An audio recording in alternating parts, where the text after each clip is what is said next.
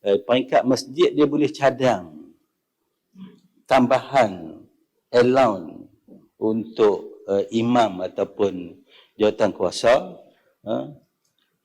Cuma proses tu dia perlu melalui jabatan. Permohonan itu diangkat kepada jabatan agama.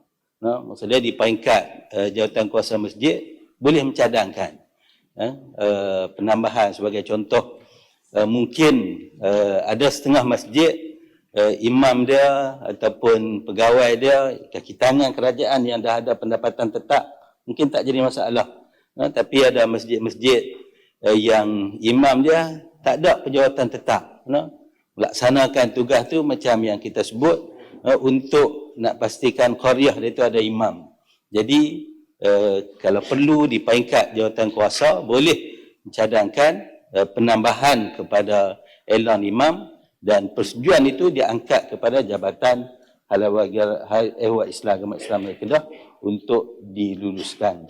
Dan ada juga satu yang sampai kepada saya, bila masjid tu dia minta juga cari imam tak ada, dah kosong 5-6 tahun. Paksa lah kita kata. Anak muda lepasan daripada universiti, alhamdulillah ada. Jadi jawatan kuasa masjid tu nak bantu, dia cari pekerjaan tambahan untuk imam, khususnya imam ni mengajar di sebuah sekolah agama rakyat. Jadi pagi dia yang berdekatan dengan sekolah, dengan rumah dia. Jadi dia boleh ada pendapatan tambahan samping jawatan imam. Jadi kita pun melihat perkara ini dan juga dibincangkan di peringkat parlimen.